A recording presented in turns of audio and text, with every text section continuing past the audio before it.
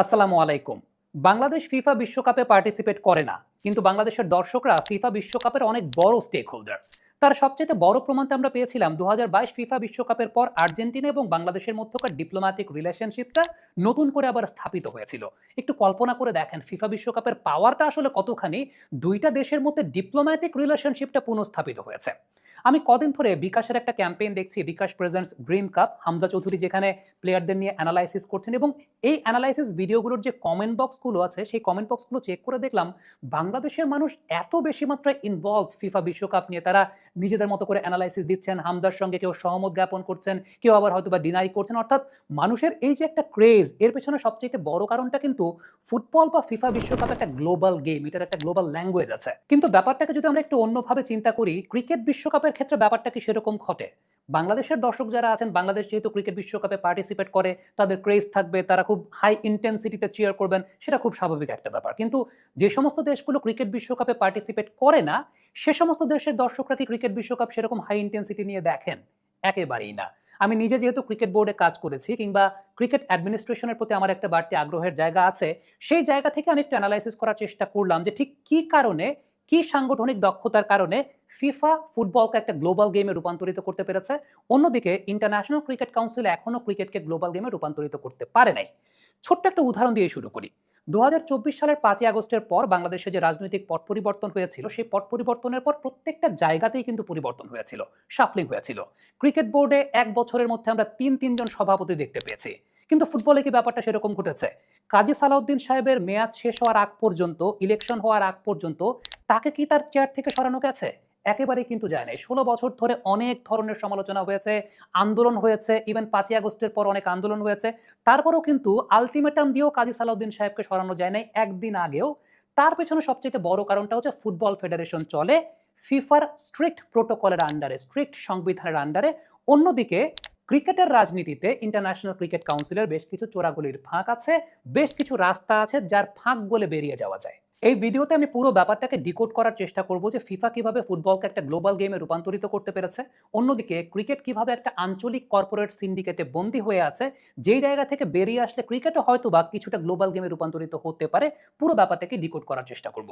প্রথমত একটা এক্সাম্পল দিই। ২০২২ বিশ্বকাপে যখন আর্জেন্টিনা সৌদি আরবের সঙ্গে ম্যাচ হেরে গেল, ফিফা কি তখন খুব আশঙ্কায় ভুগেছিল যে আর্জেন্টিনা যদি প্রথম রাউন্ড থেকে বাদ হয়ে যায়, মেসি যদি প্রথম রাউন্ডের পরে না থাকে, তাদের কোটি কোটি ডলারের লস হবে কিনা, তাদের ব্রডকাস্টিং রাইটসের স্পন্সরশিপ কমে যাবে কিনা, এরকম কোনো আশঙ্কায় কি তারা ভুগেছে? একেবারেই কিন্তু তারা ভুগে নাই। বরঞ্চ এটাই ফুটবলের সৌন্দর্য, ফিফা খুব ভালো মতো জানে, এবং এই সৌন্দর্যকেই তারা ব্র্যান্ডিং করতে পারে।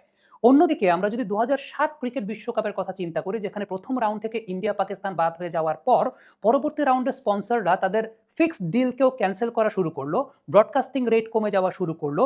এরপরে কিন্তু আইসিসির মাথায় এক ধরনের বাজ পড়লো। এই বাজের যে প্রভাবটা, সেই প্রভাবটা কিন্তু পরবর্তীতে ক্রিকেট বিশ্বকাপের ফরম্যাটেই তারা পরিবর্তন করে ফেলেছে। ফিফা যেখানে তখন ৩২ থেকে ৪৮ দল করা নিয়ে পরিকল্পনা করছে, আইসিসি সেখানে ৫০ ওভারের ক্রিকেট বিশ্বকাপে দলের সংখ্যা কমিয়ে ১০টি নিয়ে এসেছিল, এবং রাউন্ড রবিন লিগের একটা লম্বা পদ্ধতি ২০১৯ এবং ২০২৩ বিশ্বকাপে অ্যাপ্লাই করেছিল। তার পেছনে সবচাইতে বড় কারণটা ছিল ইন্ডিয়া টিমের যাতে অন্তত ৯টা ম্যাচ থাকে, এবং ইন্ডিয়া টিম যাতে একদম টুর্নামেন্টের লাস্ট স্টেজ পর্যন্ত টিকে থাকে। কারণ আইসিসির ব্যবসা পুরোটাই ডিপেন্ড করে আসলে ইন্ডিয়ার উপরে, এবং সেই সঙ্গে ইন্ডিয়া পাকিস্তান ম্যাচের উপরে। যেই কারণে আমি যেটা বলছিলাম যে একটা আঞ্চলিক কর্পোরেট সিন্ডিকেটের জায়গাটা, যেহেতু ইন্ডিয়াতে জনসংখ্যা বেশি এবং আইসিসির ম্যাক্সিমাম স্পন্সর 90% স্পন্সর হচ্ছে ইন্ডিয়ান স্পন্সর্স, যে কারণে ইন্ডিয়ার টুর্নামেন্টে টিকে থাকাটা আসলে খুব গুরুত্বপূর্ণ, এবং আইসিসির ক্রিকেট বিশ্বকাপের রেভিনিউয়ের জায়গাটা পুরোপুরি ডিপেন্ড করে ইন্ডিয়া আসলে কতটুকু পর্যন্ত টুর্নামেন্টে টিকে আছে। অন্যদিকে ফুটবলে কিন্তু এই ঝামেলার জায়গাটা নাই, কারণ ফিফা ফুটবল বিশ্বকাপের মডিউলটা বা মার্কেটিং পলিসিটা এমনভাবে ডিজাইন করেছে যেখানে ব্রাজিল যদি প্রথম রাউন্ড থেকে বাদও পড়ে যায়, আর্জেন্টিনা যদি প্রথম রাউন্ড থেকে বাদও পড়ে যায়, ফিফার ব্যবসায় কোনো ক্ষতি আসলে সেই জায়গাটায় হবে না।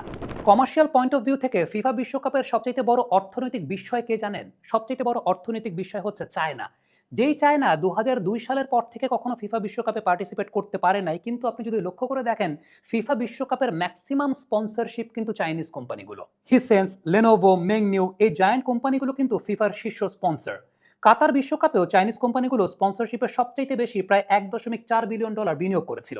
এর কারণ হচ্ছে চাইনিজ কোম্পানিগুলো খুব ভালো মতোই জানে তাদের দেশ মাঠে না থাকলেও পুরো পৃথিবীর ৫০০ কোটি মানুষ এই খেলা দেখবে। ফুটবল একটা গ্লোবাল মার্কেট। অন্যদিকে ক্রিকেটের বাজার আমরা আগেই দেখেছি 90% কোম্পানি ইন্ডিয়ান এবং ক্রিকেটের প্রায় 80 থেকে 85% রেভিনিউ বা টাকা আসে শুধুমাত্র ইন্ডিয়ান মার্কেট থেকে। আইসিসি নতুন দেশে ক্রিকেটের বীজ বপন করার চাইতে যেখানে অলরেডি মার্কেট আছে সেখান থেকেই রস চিপে নিতে ব্যস্ত।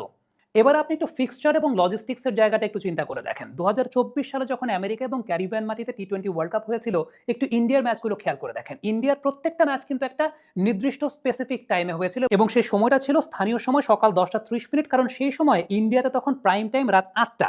এমনকি ইন্ডিয়া সুপার 8-এ কোয়ালিফাই করার আগে আইসিসি ফিক্সড করে রাখে যে ইন্ডিয়া সেমিফাইনালে উঠলে কোথায় খেলবে, যেমন সেই বিশ্বকাপে গায়ানার ব্যাপারটা বলা ছিল যাতে ব্রডকাস্টিং এর টাইম জোনটা ঠিক থাকে।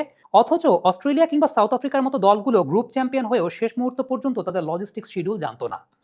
এখন এই ব্যাপারটা আপনি চিন্তা করে দেখেন, ফিফার যে স্ট্রিক্ট প্রোটোকল আছে সেই স্ট্রিক্ট প্রোটোকল অনুযায়ী ফিফার কোনো ইভেন্টে এই ব্যাপারটা কি আসলে কার্যতভাবে সম্ভব? এটা কিন্তু একেবারে অসম্ভব একটা ব্যাপার। ইভেন আপনি যদি লাস্ট টি-20 ওয়ার্ল্ড কাপটাও চিন্তা করে দেখেন, তাহলে লাস্ট টি-20 ওয়ার্ল্ড কাপেও কিন্তু সেমিফাইনালে কে কোন ভেন্যুতে খেলবে সেটা নিয়ে আমাকেও একটা পার্সোনালি অনেক বড় একটা কন্টেন্ট বানাতে হয়েছে, কারণ সেইখানেও ইন্ডিয়ার ক্ষেত্রে ব্যাপারগুলো একরকম ভাবে ফিক্সড, অন্য টিমগুলোর ক্ষেত্রে ব্যাপারগুলো আরেক রকম ভাবে তৈরি করা। এখন এই ক্ষেত্রে আইসিসির টোটাল ইকোসিস্টেমটাই আসলে এইভাবে তৈরি করা হয়েছে যে এইভাবে যদি সিস্টেমটা না করা হয় তাহলে কিন্তু আলটিমেটলি রেভিনিউটা আসবে না।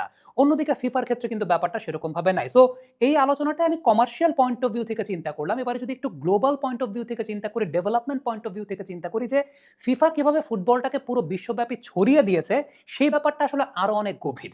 ফিফা থেকে আইসিসি কি শিখতে পারে সেই ব্যাপারে যদি আমরা আলোচনা করতে চাই, তাহলে এক নম্বরে যে পয়েন্টটা আসবে সেটা হচ্ছে ফিফার ফরওয়ার্ড রেভিনিউ মডেল। অর্থাৎ ফিফা কিভাবে তাদের লভ্যাংশের টাকাটা 211টা দেশের মধ্যে ডিস্ট্রিবিউট করে, এটাই সত্যি কথা বলতে ফুটবলকে একটা গ্লোবাল গেমে রূপান্তরিত করেছে। পৃথিবীর প্রত্যেকটা দেশই ফুটবলটাকে চিনেছে, জেনেছে এবং ফুটবলের বা ফিফার সুবিধা ভোগ করেছে। আইসিসি যে জায়গাটাতে যোজন যোজন ভাবে পেছানো। এই ফরওয়ার্ড রেভিনিউ মডেলের আওতায় ফিফার একটি ফ্ল্যাগশিপ পলিসি আছে যার নাম ফিফা ফরওয়ার্ড প্রোগ্রাম। বর্তমানে এই প্রোগ্রামের 3.0 ভার্সন চলছে।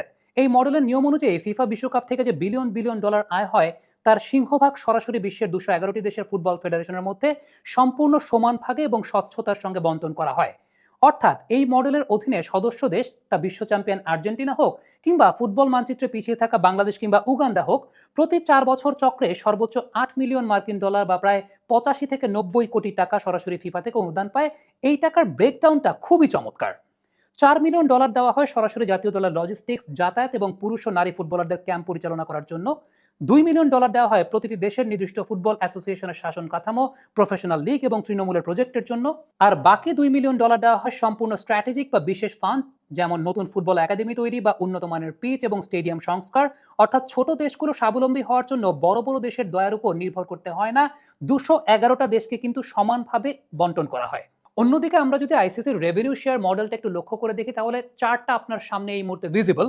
আপনি চার্টটার মাধ্যমে বুঝতে পারছেন যে ইন্ডিয়া কত শতাংশ পাচ্ছে। হ্যাঁ, ইন্ডিয়ান কোম্পানিগুলো আইসিসিকে স্পন্সর করছে সবচেয়ে বেশি, যে কারণে সবচেয়ে বেশি সংখ্যক রেভিনিউ শেয়ারটা ইন্ডিয়াই পাচ্ছে এবং সেটা অনেক বেশি। অন্যান্য টেস্ট প্লেইং নেশনগুলোর ক্ষেত্রেও খেয়াল করে দেখবেন যে ছোট ছোট ছোট ছোট করে তারা অনুদান পাচ্ছে। আর সত্যি কথা বলতে অ্যাসোসিয়েট নেশনগুলো তো ঠিকঠাক মতো পাচ্ছেই না, বা ফিফার সঙ্গে যদি আমরা কম্পেয়ার করতে চাই তাহলে সেই অঙ্কটা কিন্তু একেবারেই নগণ্য একটা অঙ্ক। 2 নম্বর যে পয়েন্টটা বলতে হবে, ফিফা কিভাবে ফুটবলকে একটা গ্লোবাল গেমে রূপান্তরিত করেছে তার পেছনে সবচাইতে বড় কারণটা হচ্ছে ফুটবল কিন্তু শুধুমাত্র ফিফার দ্বারা পরিচালিত হয় না। ফিফা ঠিক এই জায়গাটাতে 6টা ভাগে বিভক্ত করেছে নিজেদেরকে, 6টা কন্টিনেন্টাল কনফেডারেশনে বিভক্ত করেছে পুরো ফিফাকে। অন্যদিকে ক্রিকেটে কিন্তু আমরা শুধুমাত্র দেখতে পাই কি একটা এশিয়ান ক্রিকেট কাউন্সিল আছে বা একটা এসিসি আছে। সো এই জায়গাটা সবচেয়ে ইম্পর্টেন্ট ব্যাপার। একটু পর্দায় লিস্টগুলো লক্ষ্য করে দেখেন। 6টা কন্টিনেন্টাল কনফেডারেশন রয়েছে। ইউরোপের জন্য ইউএফএ, দক্ষিণ আমেরিকার জন্য কনমেবল, এশিয়ার জন্য এএফসি, আফ্রিকার জন্য সিএফ, উত্তর আমেরিকার জন্য কনকাকাফ, ওশেনিয়ার জন্য ওএফসি। এই কনফেডারেশনগুলো ফুটবল বিশ্বের স্বায়ত্তশাসিত সাম্রাজ্য। ফিফা বিশ্বকাপের বাইরেও এই কনফেডারেশনগুলো নিজস্ব উদ্যোগে মহাদেশীয় টুর্নামেন্ট আয়োজন করে, যেমন ইউরোপের জন্য ইউরো কাপ, দক্ষিণ আমেরিকার কোপা আমেরিকা কিংবা এশিয়াতে আমরা এশিয়ান কাপ দেখি। শুধুমাত্র তাই নয়, ইউরোপের ক্লাব ফুটবলের শ্রেষ্ঠত্বের জন্য উয়েফা চ্যাম্পিয়ন্স লিগ একাই প্রতি বছর বিলিয়ন বিলিয়ন ডলারের স্পন্সরশিপ এবং ভিউয়ারশিপ জেনারেট করে থাকে। ফলে বিশ্ব ফুটবলের হাইপ বা মার্কেটিং এর জন্য ফিফাকে প্রতি বছর কেবল একটি বিশ্বকাপের মুখাপেক্ষি হয়ে বসে থাকতে হয় না। এখন ক্রিকেটের ব্যাপারটা একটু চিন্তা করে দেখেন। ক্রিকেটে শুধুমাত্র একটা এসিসি রয়েছে, এশিয়ান ক্রিকেট কাউন্সিল, যেই এসিসির একটা এশিয়া কাপ হয়।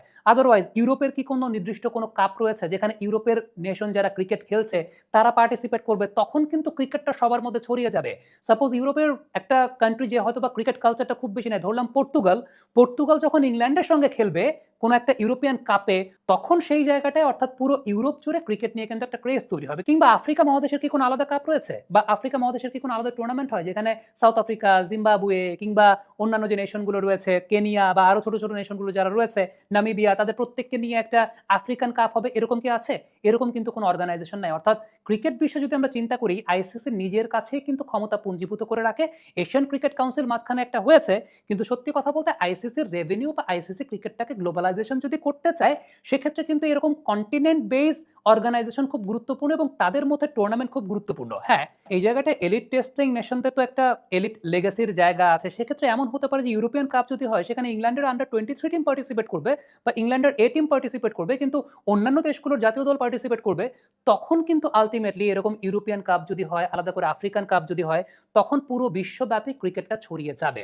একটা সময়ে সৈয়দ আশরাফুল হক কিংবা জগমোহন ডালমিয়ার মতো সংগঠকরা কিন্তু এরকম চিন্তাভাবনার জায়গা থেকেই এশিয়ান ক্রিকেট কাউন্সিলটাকে জোরদার করার চেষ্টা করেছিলেন। এখন এখানে একটা প্রশ্নের জায়গা আছে। সত্যি কথা বলতে আইসিসি কি এই ক্ষমতার ডিসেন্ট্রালাইজেশনটা করতে চায়, নাকি পুরো ক্ষমতাটাকে নিজেদের মধ্যে কুক্ষিগত করে রাখতে চায়? কিংবা এই যে ইন্ডিয়ান কর্পোরেট মার্কেটের এক ধরনের যে একটা সিন্ডিকেটের ব্যাপার রয়েছে, সেটার মধ্যেই সেই পাওয়ারটা পুঞ্জীভূত করে রাখতে চায়? It's up to ICC.